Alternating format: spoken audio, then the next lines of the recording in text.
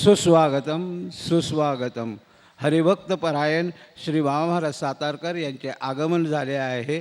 आपल्या नेहमीच्या पद्धतीप्रमाणे आज महाराजांचं स्वागत आमच्या ज्ञानवर्धन जो आमचा ट्रस्टचा कार्यक्रम आहे त्या कार्यक्रमात मदत करणाऱ्या नवीन मराठी शाळेच्या मुख्याध्यापिका सौ सुप्रिया माझगावकर व श्री माझगावकर हे त्यांचे स्वागत करतील. या कुठे या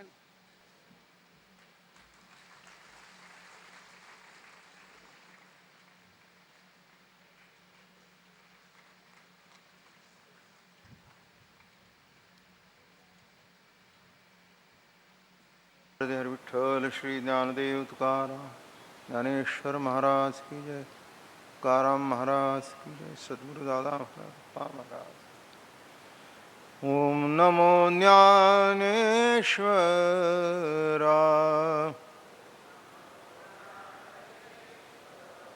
ओम नमो ज्ञानेश्वरा.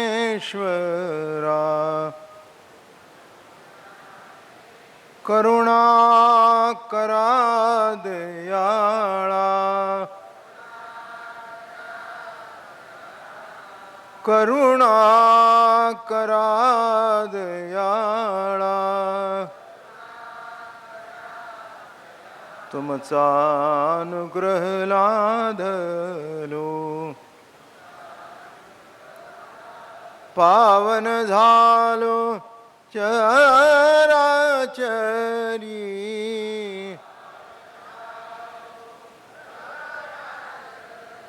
पावन झालो चराचरी. तुमचा अनुग्रह लादलो. मी कळा कुसरी काहीच नेणे. मी कळा कुसरी काहीच नेणे. बोलतो वचने अतिभाविका.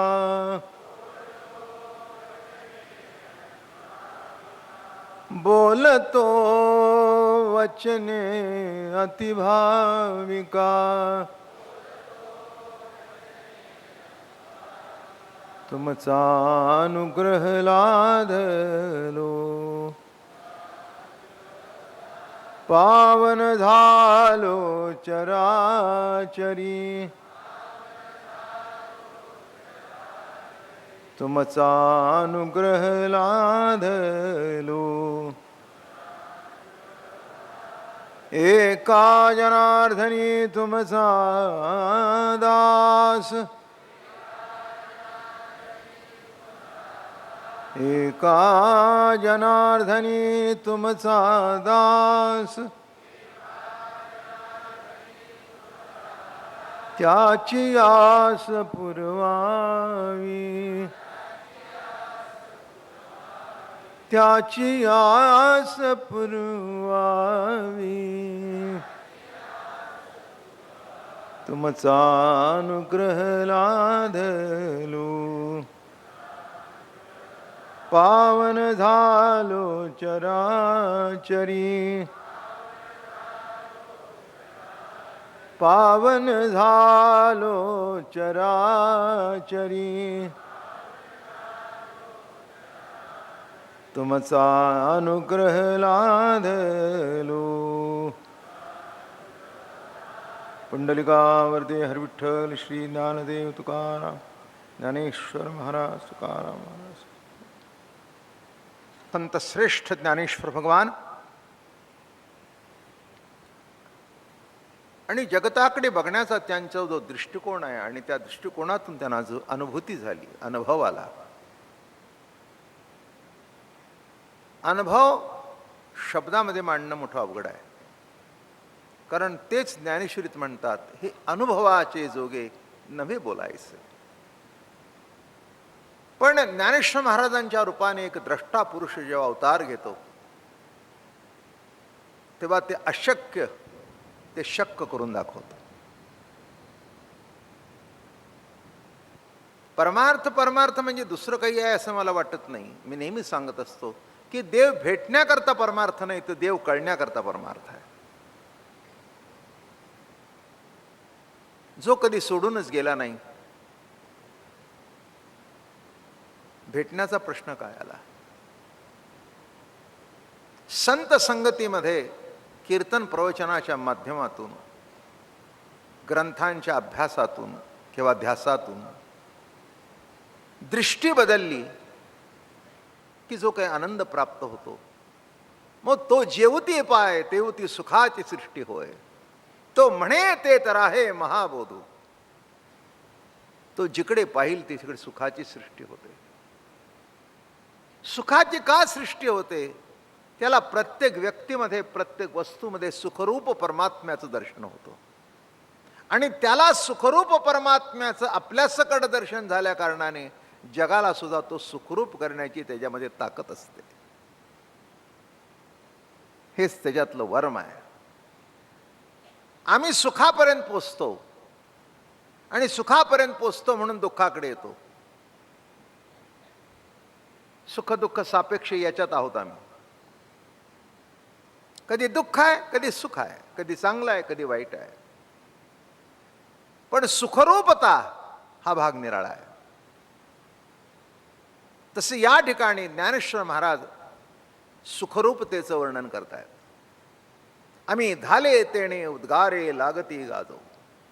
धालेपणाची अवस्था, तृप्ततेची अवस्था, धाले तेणे उद्गारे लागती गाजो, असं वर्णन करत असताना महाराज मोठ्या कौतुकाने सांगतायत की अरे हे जग काय आहे? माया कार्य, अज्ञान कार्य? बिलकुल नाही, बिलकुल नाही. दृश्य जगतामधून द्रष्टा जगतातच दर्शन आहे. दृश्य म्हणायचं आहे द्रष्टाच, मुलगा म्हणायचा आहे बापच. बरं का? मुलामधून आपलं आपल्याला दर्शन होतं, आपलं आपल्याला, म्हणजे तो परिच्छिन्न नाही. तसं दृश्य जगतामधून दृश्य म्हणायचं, दृश्य नाही द्रष्टाच आहे, कारण तोच त्या रूपाने प्रगट झाला आहे. अगदी खालच्या लेवलला येऊन सांगायचं म्हटलं तर नेहमी दृष्टांत चालूच आहेत. ज्ञानेश्वर महाराजांनी मागे दिलेले आहेत, 10-5 ओव्याच्या मागे. आरशामध्ये जे रूप दिसतं, ज्ञानोबा त्या भूमिकेला पोचल्यावरती म्हणतात, दर्पणी पाहता रूप न दिसे आपुले. आता निराळं काही राहिलंच नाही. तो मी निराळाच नाही. मी म्हणजे तोच. मी तू ते, तू माते भोगीसी आई ते वाढेल सुख. म्हणून जगतामधून जे दर्शन आहे ते आपलंच आपल्याला झालेलं दर्शन आहे. म्हणून महाराज या ठिकाणी म्हणाले, निर्वाचिता जे झावळे तीच केला हे डोळे, डोळ्यापुढे मिळे तीच तया. महाराज मोठ्या कौतुकाने सांगतात, दृष्टा ही तेजोमय व बहुविध दृश्य तेजोमय आहे. द्रष्टा म्हणजे तेजोमय. कसा आहे द्रष्टा? काल सांगितलं, सच्चिदानंद आहे, सद आहे, चिद आहे, आनंद रूप आहे, प्रकाश रूप आहे. मग द्रष्टा हा तेजोमय जर असेल तर दृश्यही तेजोमय आहे, कारण हे त्याचं रूपच आहे. अजून अलीकडे जाऊ, पलीकडे काही शब्द वापरायचे हो, त्याच्या पलीकडे जाऊ, त्याचंच स्वरूप आहे, त्याचंच स्वरूप आहे. घरातल्या वस्तूमधून त्या मालकाचं दर्शन होतं. बरं का? घरातला मालक पाहिला नाही, पण एंट्री केल्याबरोबर कळतं. जेमतेम परिस्थिती आहे, श्रीमंत आहे, खाऊन पिऊन सुखी आहे, म्हणजे मालक न बघता सुद्धा दृश्य वस्तूतून त्याचं दर्शन होतं. मग दृश्य वस्तूमधून कोणाचं दर्शन? परमात्म्याचं दर्शन. म्हणून या ठिकाणी महाराज म्हणाले, परमात्म्याचं दर्शन जर जगात होतंय तर त्याला अज्ञान कार्य कसं म्हणावं? बरं का? ज्याला मीठ माहिती नाही, ज्याला मसाला माहिती नाही, ज्याला चटणी माहिती नाही, ज्याला बटाटा माहिती नाही, ज्याला कांदा माहिती नाही, ज्याला वरण माहिती नाही, ज्याला भात माहिती नाही, ते स्वयंपाक कसं करणार? आणि केला असेल तर ते त्याच्या अज्ञानाचं दर्शन नव्हे, त्याच्या ज्ञानाचं दर्शन आहे. तसं जगत रूपाने विविध रूपाने नटलेला परमात्मा आहे, नाही का? किती विविधता, किती सुंदर रूप, नाही का? एकासारखं एक नाही, काय मजा आहे, नाही का? केवढी कलाकुसरी आहे त्याच्या अंगामध्ये. सगळा फरक एवढ्यात केलाय, लाखो नाही अब्जावधी माणसांच्या फरक एवढ्यात आहे. कशात आहे? या नवीनचात, नाही का? अख्ख्या मोठ्या पडद्यावरच्या चित्रामध्ये फरक करा तर करता येईल, पण एवढा फरकात एवढं करतो की कोट्यावधीमधून तो ओळखला जातो. आणि हे नवीनच. आणि पुन्हा प्रत्येक गोष्टीची जागा बदललेली नाही, जागा बदलून विचित्र करता येतं. विचित्र न करता चित्र कायम ठेवलं, कारण नाकाच्या जागी नाक. समजा तुमच्या माझ्याकरता असं केलं, एका माणसाकरता अर्धी नाकपुडी इकडे ना अर्धी नाकपुडी इकडे, बरोबर आहे? कुणाला कान कपाळाला झाली असते, नाही, काहीही फरक नाही. जागा कुणाचीच कुठे सुटलेली नाही, कानाची सुटली नाही, डोळ्याची सुटली नाही, नाकाची सुटली नाही, ओठाची सुटली नाही, अनवटीची सुटली नाही, कपाळाची सुटली नाही. जागा तर बदलली नाही, पण एकासारखं एक नाही. केवढा मोठा आर्टिस्ट आहे हा, काय क्षमता आहे, काय ताकद आहे. किती माणसं इथे बसलीत. जा, माझ्यासारखा एक जगातून आणून दाखवा. नाही मिळणार. तुमच्यासारखा भेटेल केशव? नाही मिळणार. तुझ्यासारखा नाही, ह्याच्यासारखा नाही, कुणासारखाच दुसरा भेटणार नाही. काय लीला आहे, काय लीला आहे. माणसं म्हणतील की बाबा महाराज सारखे दिसतात, पण बाबा महाराज नाही. फेटा बांधल्यावर वगैरे वगैरे घडतं, पण बाबा महाराज अगदी आईसारखी आमटी झाली आहे, सारखी झाली आहे म्हणणं आहे. ती चुकून झाली, इट वॉज अन ॲक्सिडेंट. आईसारखी झाली म्हणजे इट वॉज अन ॲक्सिडेंट. आईची रोजच तशी होत होती. माझं बोलणं कळलं का? म्हणून तो म्हणतो की फुरका मारल्यावर आईची आठवण झाली, इट वॉज अन ॲक्सिडेंट. तसं नीट लक्षात घ्या. तसं एकासारखं एक नाही, ही विविधता जी आहे ईश्वरी सत्तेची. मग दृश्यामधून कोणाचं दर्शन आहे? प्रत्येक चेहऱ्यामध्ये ज्ञानाचं दर्शन आहे, प्रत्येक बोटामध्ये आहे. अहो काय तुम्हाला सांगू, किती सांगू. प्रत्येक अंगठ्याची जी हे आहे ती कुणासारखी नाही, म्हणून त्याच्याहून गुन्हेगार पकडतात. आता एवढाच भाग काय करायचं बरं. सगळे रेगा जे आहेत ना इथल्या इथे फिरत आहेत, पण इथल्या इथे फिरतात त्याच्यात जगभर फिरवलं त्यांनी, कोणाचाच अंगठा कोणासारखा नाही. मी म्हटलं प्रभू ही तुझी काय लीला आहे, ही तुझी काय लीला आहे की एका अंगठ्याच्या खुणेसारखी दुसऱ्या अंगठ्याची खूण नाही. तो म्हणले हीच माझी लीला आहे, हीच माझी लीला आहे. तुला वाटतं माझं कर्तृत्व आहे, माझं कर्तृत्व नाही, त्या लीलेच्या रूपाने मीच प्रकट होतो. म्हणून कृष्ण चरित्रामध्ये सगळी लीला इथून तिथून लीला आहे. सुंदर लीला, अतिशय उखळबंधन लीला, चिरहरण लीला, माखन चोर लीला, सगळी लीला. चोरी ही सुद्धा लीला. कळलं का तुम्हाला? गवळींची वस्त्र पळवली ही लीला. त्याच्यातलं तत्व कळलं तर मग तुम्हाला वाटेल की काही हे चुकीचं नाही. लीलाच आहे ती, नाही का? कृष्णचरित्रामध्ये चिरहरण लीला ही फार मोठी मानली जाते, बरं का? गोपी कात्यायनी वृत्त करत होत्या की पुढच्या जन्मी हा पती मिळावा म्हणून. कृष्ण शिवाची उपासना आहे ती. कात्यायनी म्हणजे पार्वती, जी उपासना केली ती, की पुढच्या जन्मी हा पती मिळावा. कशा करता सांगतोय नीट लक्षात घ्या. लीला सांगतोय, बाकीचं काही सांगत नाही. मग आता जर हा पती मिळावा ही प्रार्थना केली तर एक दिवस प्रसन्न झाला. लीला मोठी गमतीची आहे, त्याच्यातून चांगलाच अर्थ काढावा. म्हणून कृष्णचरित्र ज्यांना कळलं ते महात्मे झाले, आणि ज्यांना कळलं नाही ते तमासगीर झाले. दोन भाग आहे.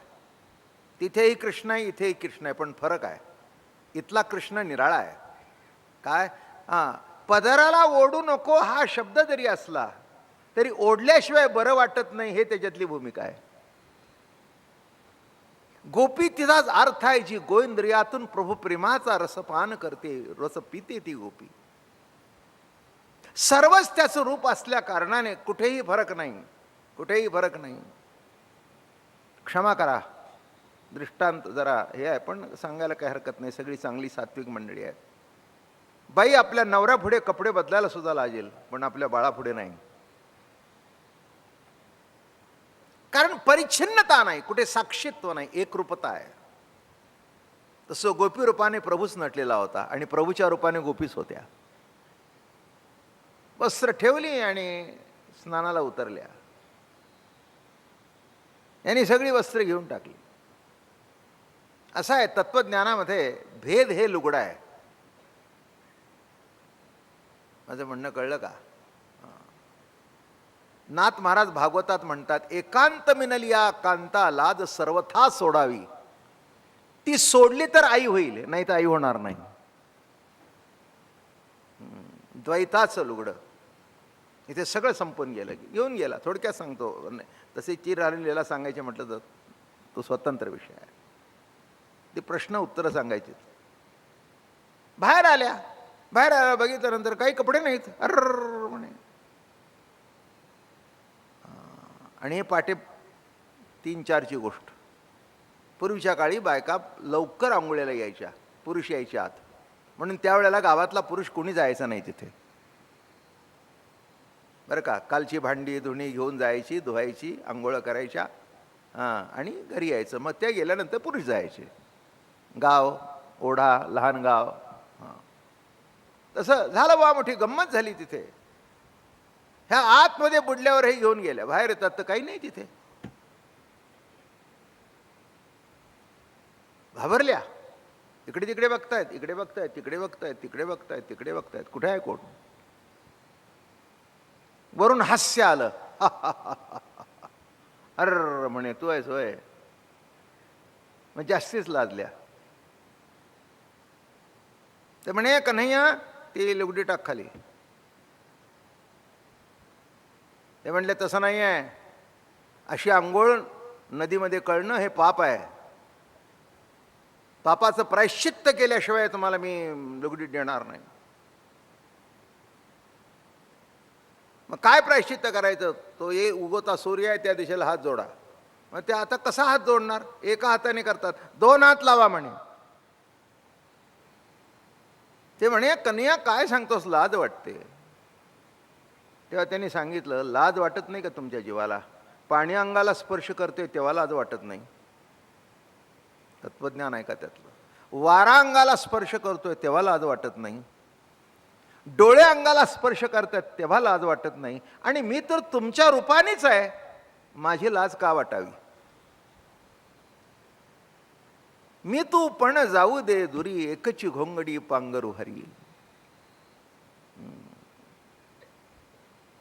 माझ्याकरता प्रार्थना करताय आणि मी प्रगट झाल्यानंतर काय? सिद्धांत लक्षात घ्या. स्पर्श नको म्हटला तरी वाऱ्याचा स्पर्श आहे, दृष्टीचा स्पर्श आहे, नाही का? एखादा तुम्हाला हाताने स्पर्श करू शकणार नाही, पण दृष्टीने करू शकेल. मग सर्व पंचमहाभूतांची स्पर्श तुम्हाला आहे आणि मला काल असता. मी तर ह्या पंचमहाभूतांचा बाप आहे. पृथ्वी, आप, तेज, वायू, आकाश हे माझ्यामुळे आहेत, माझ्यामुळे आहेत. थोडक्यात सांगतो, आवरून घेतो. शेवटी 2 हात वर केल्यानंतर लुगडी फेकून दिली. तुम्हाला कळण्याकरता केलं की तुम्ही मी निराळे नाही. कळलं का तुम्हाला? ही त्याच्यातली लीला आहे. चिरहरण लीला म्हणजे यत्किंचित भेद असू नाही, यत्किंचित काही साक्षीत्व नाही मध्ये. काय सांगतायत? तसं दृश्य जगतामध्ये आणि द्रष्टामध्ये यत्किंचित साक्षीत्व नाही, यत्किंचित परिच्छिन्नपणा नाही. दृश्यामधून त्याचं दर्शन आहे, बरं का? सगळं काढून घेतलं अंगावरचं, बाजूला ठेवलं, पण बाजूला ठेवलं तरी दर्शन त्याचं झालं. कशा करता सांगतोय? कृष्ण लीला ही अलौकिक आहे, नीट कळली तर ठीक आहे, नाही कळली तर घोटाळे होऊन जातील. आणि म्हणून या ठिकाणी महाराज म्हणाले, अरे अज्ञान सुद्धा प्रकाशित होतंय. हे अज्ञान म्हणतोयस, हे अज्ञान म्हणण्याकरता तुझ्याजवळ ज्ञान आहे. हे अज्ञान आहे हे म्हणण्याकरता तुझ्याकडे काय आहे? ज्ञानामुळे म्हणतोयस हे अज्ञान आहे. आणि हे अज्ञान आहे म्हटलं की ते ज्ञान सिद्ध होतं, अज्ञान सिद्ध होत नाही. हे अज्ञान आहे कळलं कशाने? हे अज्ञान आहे ज्याच्याने कळलं ते ज्ञान. म्हणून कोणत्याही अवस्थेमध्ये प्रकाशाला तुम्ही जर अंधकार म्हणाल नाही चालायचं. असो हे आत्मराजे आपण पेते जे आपणची देखील. महाराज पुढे म्हणाले, ऐसे जगत ज्ञान जे आहे ते अज्ञान म्हणे मी विये येणे अनुमाने हो पाये मी अति ऐसा. महाराज म्हणाले, असे तर सांगितलं जग हे ज्ञान स्वरूप आहे. असं जग अज्ञान म्हणणं मी विये, अज्ञान म्हणते माझ्यापासून उत्पन्न होते, मी विये असं जर अज्ञान म्हणत असेल तर याच्यावरून अज्ञान आहे असं अनुमान होतं. मी विये, कोण विये? तू नाही, मी विये. हे जर तुला ज्ञान झालं असेल, आलं का लक्षात? तर ते जे वृत्ती तुझ्यात प्रगट झाली, जी ज्ञानाची भूमिका तुझ्यात प्रगट झाली, तीच दाखवते की अज्ञान नाही तर ज्ञानच आहे. अहो बघा, तुम्ही म्हणता मला कळलं नाही, पण कळलं नाही हे कळलं ना, नाही का? कळलं नाही बरोबर आहे, पण कळलं नाही कशाने कळलं? ज्ञानाने. म्हणजे कोणत्याही न कळण्याच्या अवस्थेमध्ये सुद्धा ज्ञान आहेच, न कळण्याच्या अवस्थेमध्ये सुद्धा कळणं आहेच. तेव्हा कळत नाही हे कळतंय, हे काय कमी आहे? माझं बोलणं कळलं का? काय म्हटलं मी? अहो कळत नाही हे कळतंय, हे काय कमी आहे? आणि या लेवलला सगळेच आहे.